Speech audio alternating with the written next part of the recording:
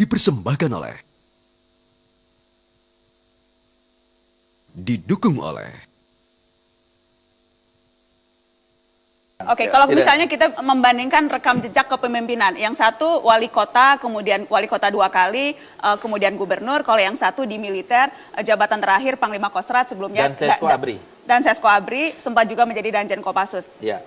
Apakah ini apple to apple, dan kalau memang tidak apple to apple, bagaimana meyakinkan bahwa pengalaman yang di militer akan jauh lebih berguna ketika menjadi presiden dibandingkan dengan pengalaman mengelola birokrasi dan sipil?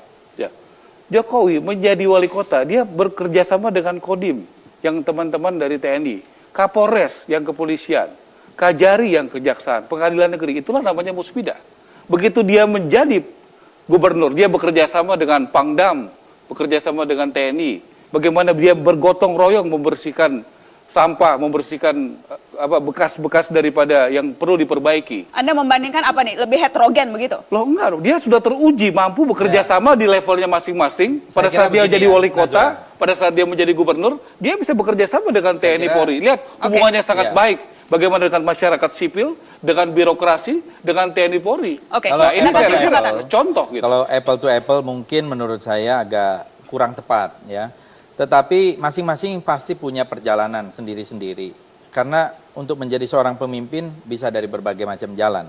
Nah, mengenai Pak Prabowo sendiri, waktu di militer, concernnya terhadap misalnya pertanian sudah ada. Pernah waktu itu Kostrat diperintahkan untuk menanam jagung, apalagi di masa krisis ya. Jadi karena diperintahkan bukan karena kesadaran? Karena kesadaran, inisiatif waktu itu. Baik, Bang Ara, ada tanggapan khusus?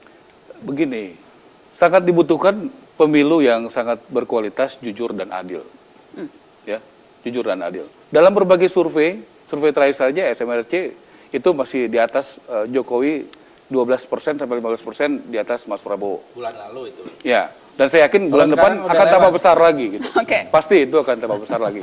Apalagi kalau Pak JK dihadapkan dengan Pak Hatta, saya yakin pasti Pak JK surveinya lebih tinggi daripada kalau mengenai survei. Nah, jadi saya selesaikan ya. Bisa diutak-atik saya kira. Ya, pada saat dia belum beriklan maksimal, pada saat sudah menghadapi begitu banyak black campaign, kan begitu.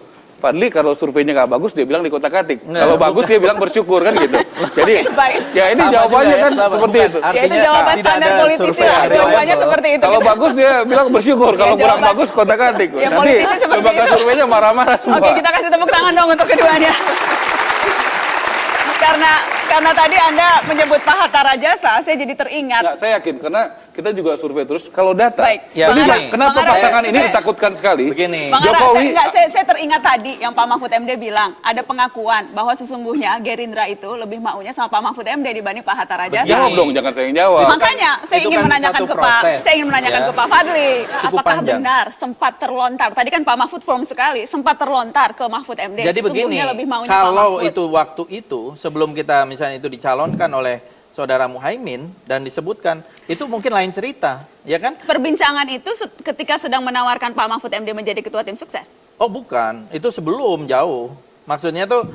Tadi kesan yang saya tangkap dari Pak Mahfud adalah... waktu perbincangan. Waktu perbincangan, terus kemudian kata-kata terlontar lebih maunya sesungguhnya Mahfud Enggak, MD. maksudnya, kalau itu dicalonkan oleh Pak Muhaimin, itu bisa ya. Dan juga Pak Hatta Rajasa, kita sudah lama. Sudah 2 tahun yang lalu kita komunikasi. Jadi ketika itu ungkapannya hanya sebagai...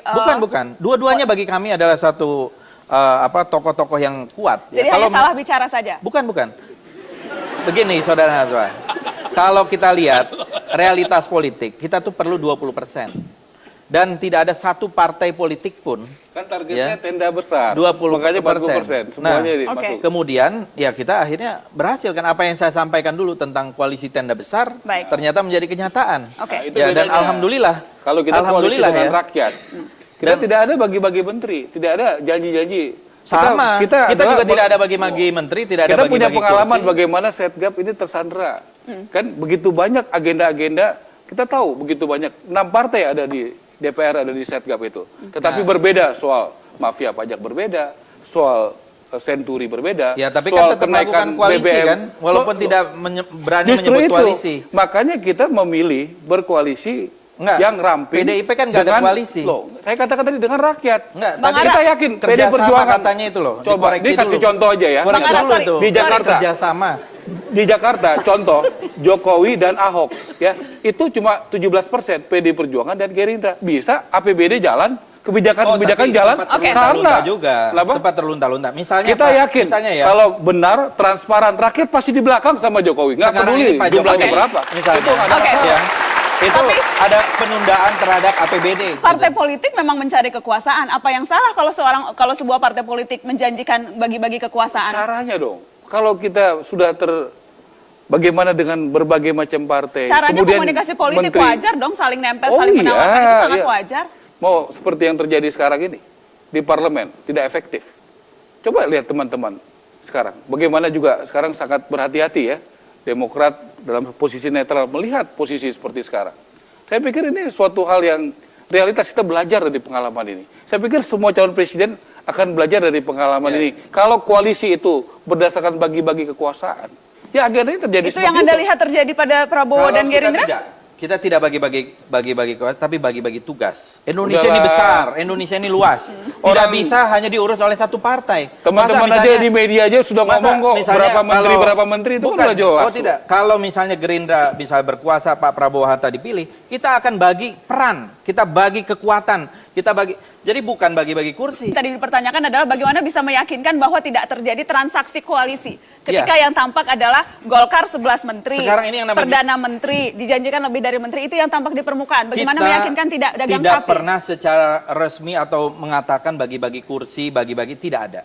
Ya, kita berbicara dengan P3, dengan PKS, sampai dengan Golkar. Percaya nggak bagi-bagi? Silakan tanya Pak Ahmad Yani. Tidak ada. Udah. Bahkan P3 mengatakan tanpa syarat. Jangan tanya ini dong. Sekarang saya tanya masyarakat bahwa di PDI tidak ada bagi-bagi kursi. PDI pasti enggak. Gitu. Kalau PDI Perjuangan bagi-bagi kursi, pasti banyak partai yang ikut dengan PDI Perjuangan.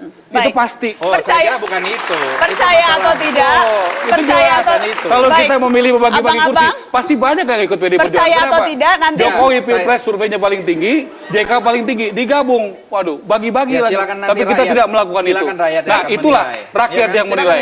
Rakyat yang menilai pada 9 Juli nanti. Pada 9 Juli. Pada 9 Juli rakyat yang menilai. Tepuk tangan. Bagaimana menghidupkan lahan-lahan tidur kita yang tidak bermanfaat itu pada waktu dia mungkin dia bangkitkan itu menjadi pada akhirnya dia berhenti dipecat. Ingat, Jokowi belum pernah dipecat.